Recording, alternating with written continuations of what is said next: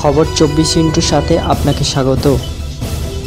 নতুন নতুন খবর জানার জন্য আমাদের চ্যানেলে চোখ রাখুন। নমস্কার দর্শক বন্ধুরা, খবর 24 সাথে আপনাকে স্বাগত।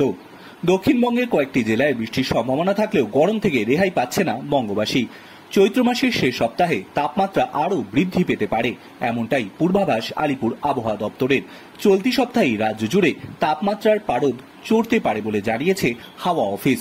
রবিবারের মধ্যে এক ধাক্কায় রাজ্যের তাপমাত্রা 3 থেকে 5 ডিগ্রি সেলসিয়াস বৃদ্ধি পেতে পারে। চলতি সপ্তাহে দক্ষিণবঙ্গের কয়েকটি জেলায় বৃষ্টি হলেও তাতে খুব একটা স্বস্তি পাবেন না রাজ্যবাসী।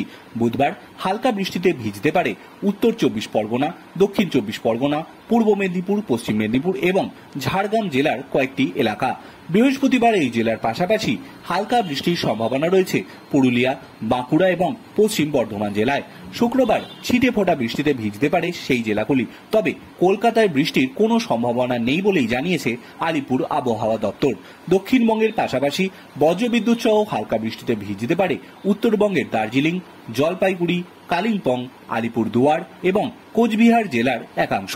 সারা সপ্তাহ জুড়েই এই জেলাগুলিতে হালকা বৃষ্টি হতে পারে।